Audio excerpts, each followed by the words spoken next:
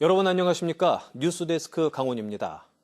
제17호 태풍 타파가 북상하면서 동해안 지역에도 많은 비가 내리고 있습니다.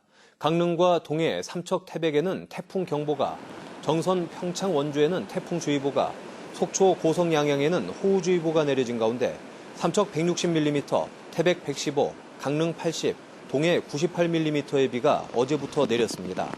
또 동해 전해상에는 태풍 경보 속에 아주 높은 파도가 일고 있습니다.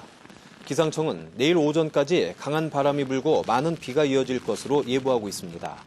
한편 기상특보가 내려지면서 설악산과 오대산 국립공원 탐방로는 통제됐고 강릉항과 묵호항에서 울릉도를 오가는 여객선과 양양국제공항의 국내외선 8편이 결항됐습니다.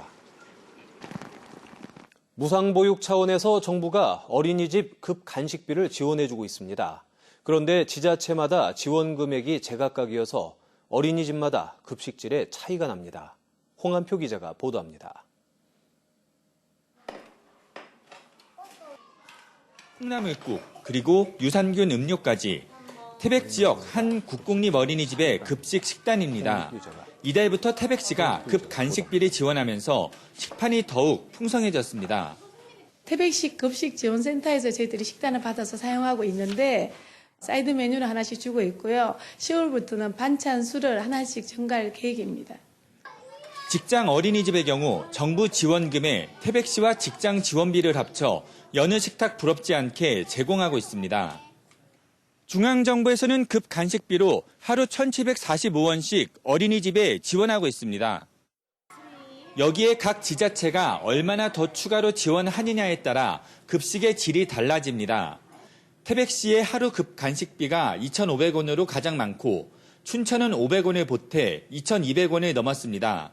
속초와 철원, 강릉은 1,900원대, 삼척과 횡성, 원주는 1,800원대입니다. 지역의 아동들에게 질 좋은 급식 제공으로 태백 인재를 양성하는 보육 서비스 향상을 위해 근본 제3회 추경에서 40% 인상된 755원을 추가 지원하게 되었습니다. 반면 정선과 평창, 홍천 등 강원도 내 10개 시군은 중앙정부의 지원에만 의존하고 있습니다. 중앙정부의 지원액도 11년째 하루 1,745원에서 전혀 오르지 않고 있어 최소한 물가 인상률이라도 반영해야 한다는 목소리가 높습니다. MBC 뉴스 홍한표입니다.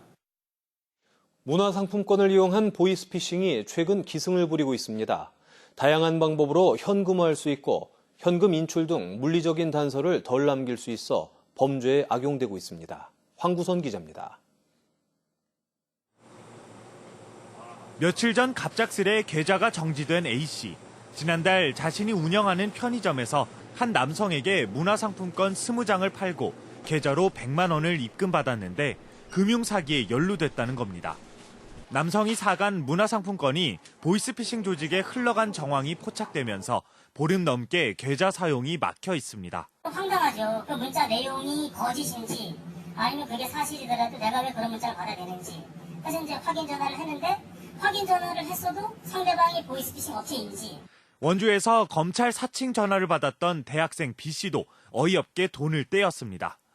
계좌가 범죄에 이용됐으니 문화상품권 코드를 보내면 본인 확인을 하겠다는 말에 속아 130만 원어치 상품권 번호를 보냈습니다. 최근에는 다른 사람의 개인정보를 해킹해 SNS에서 친구나 가족인 척 접근하는 사례가 급증하고 있습니다. 메신저에서 가족을 흉내낸 뒤 선물하기 위한 문화상품권 코드를 보내달라는 식입니다. 문화상품권 코드는 온라인 중고품 시장에 내다 팔거나 게임머니로 바꾸는 등 다양한 유통이 가능하고 현장에서 체크카드 수거, 현금 인출 등 물리적 단서를 남길 필요가 없어 범죄 조직이 수사망을 따돌리는 데 악용하고 있습니다. 그 핀 번호를 사용한 사람이 보이스피싱 사건과 관련이 있는 사람인지 없는 사람인지 확인을 하다 보면은 대부분이 다 없는 경우이고 그런 사람들만 조사를 하다 보면 상선을 특정하기에는 매우 어려운. 이 같은 문화상품권 사기까지 겹치며 지난 한 해 보이스피싱 피해 금액은 역대 최대치인 4,400억 원, 전년보다 2배가량 늘어난 상황. 문화상품권 식별 번호를 요구하면 사기 범죄로 간주해야 한다고 경찰은 강조합니다. MBC 뉴스 황구선입니다. 지난 17일 이후 아프리카 돼지열병이 추가로 전파되지 않고 있는 가운데 오늘 이재용 농림축산식품부 차관이 중점관리 지역으로 지정된 철원군을 방문해 긴급 현장 점검을 실시했습니다. 이재용 농식품부 차관은 철원 양돈 밀집 사육단지 방역 현장을 찾아 제17호 태풍 타파가 지나간 이후에 생석회를 다시 살포하고 축사 내외부를 재소독해달라고 당부했습니다. 강원도도 아프리카 돼지열병 잠복 기간인 앞으로 2주간을 질병 확산 차단에 가장 중요한 시기로 보고 각 시군에 담당 공무원을 파견해 방역 실태를 점검하고 있습니다. 도내 평화지역인 철원과 화천, 양구, 인제, 고성 5개군에서 10월 한 달간 DMZ 여행의 달이 운영됩니다. 강원도는 국방개혁 등으로 어려움을 겪는 DMZ 평화지역 활성화를 위해 기존 여행 주간을 올해는 한 달로 확대 운영한다고 밝혔습니다. 매 주말마다 각 지역에서는 한비야, 엄홍길, 강신주 등 명사의 특강이 열리고 이들과 함께 트레킹을 즐기는 DMZ 톡톡 가족 캠프가 진행됩니다. 또 인제 합강문화제와 통일 고성 명태축제 등 각 지역에서 축제가 열리고 주요 관광지에서는 최대 50%까지 입장료 할인을 제공합니다. 유류세 인하 조치가 종료된 이후 강원 지역 휘발유 가격이 4주 연속 상승세를 보이는 가운데 앞으로 가격이 더 올라갈 것으로 보입니다. 한국석유공사 오피넷에 따르면 강원 지역의 평균 휘발유 가격은 4주 연속 상승해 현재 리터당 1,540원을 나타내고 있습니다. 오피넷은 사우디 석유시설 피격에 따른 일시적 생산 중단과 공급 차질로 가격이 상승했다며 국제유가 상승분이 국내에 영향을 주며 앞으로 가격이 더 오를 것으로 내다봤습니다. 세계 차 없는 날을 맞아 대중교통 이용하기, 자전거 타기 등 친환경 캠페인이 펼쳐집니다. 원주시와 소비자 시민 모임은 오늘부터 24일까지를 친환경 교통주간으로 정하고 내일부터 중앙시장 문화의 거리 일대에서 시민들을 대상으로 거리 캠페인과 퀴즈 풀기, 미세먼지 측정 등의 프로그램을 진행합니다. 또 미세먼지 저감을 위한 화분, 아이스팩 방향제, 전기절약 한지 등 재활용품을 활용한 다양한 만들기 체험 프로그램도 마련됩니다. 선거법 위반 혐의로 기소된 원주 지역 모 조합장 A씨에 대해 법원이 직위를 유지할 수 있는 벌금 70만 원을 선고했습니다. 춘천지방법원 원주지원 김태준 판사는 지난 3월 실시된 전국 동시 조합장 선거 기간 자신의 얼굴이 담긴 명함을 조합원들에게 문자로 전송한 혐의로 기소된 A씨에게 벌금 70만 원을 선고했습니다. 재판부는 피고인이 범행을 자백하고 있고 범행 정도가 당선 무효형까지 갈 정도로 중하지 않다고 양형 이유를 밝혔습니다. 동서6축 고속도로를 조기 건설해달라는 청와대 국민청원에 대해 동의자 20만 명 넘기가 쉽지 않을 전망입니다.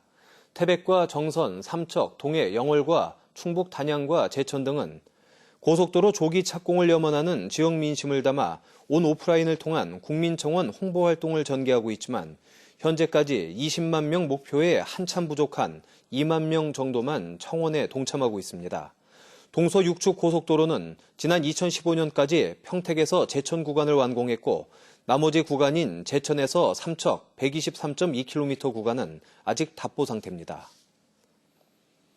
최근 5년간 도내 다문화 가정에서 벌어진 폭력 사건이 112건에 달하는 것으로 나타났습니다.